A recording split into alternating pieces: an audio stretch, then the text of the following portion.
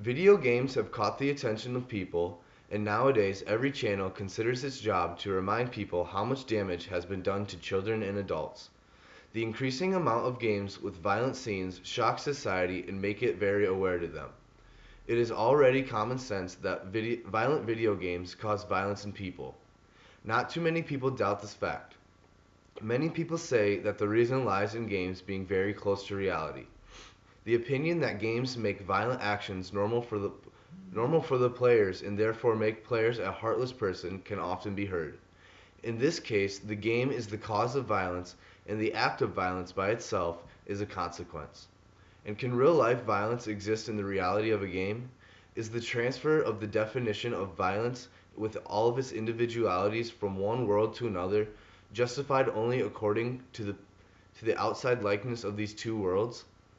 Games were originally created for entertainment.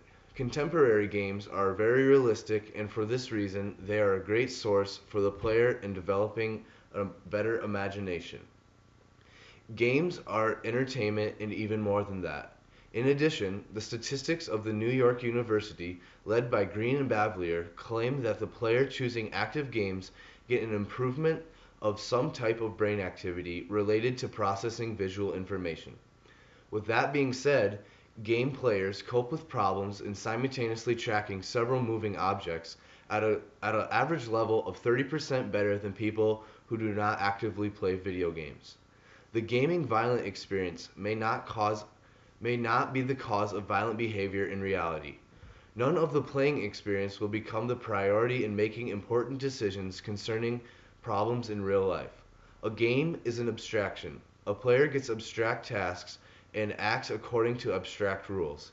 Games are also the possibility to however a person wants to be and to the rest of the outside world for some time. But what if a person gets so excited with the game scenes that become violent in reality? Then it proves that the games cause people to become violent. Those who do not participate in this type of activity usually make the conclusion of the presence of violence in the game world. Nobody will ever hear this kind of statement from those who play, from those who know the rules of the game and understand that it is just a virtual world. A psychologically healthy person will never confuse or connect these two different worlds. A game is a virtual world with visual images very similar to humans.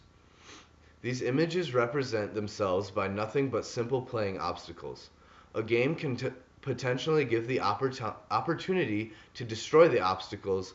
That may not be destroying according to the rules, but it also a personal choice whether to do it or not. This leads us to the conclusion that the violence is not a consequence, but the cause. People who are originally prone to the violence may get irritated by games and perform violence in the real world. But in this case, violence in games is simply just a justification of the violence of nature of the player.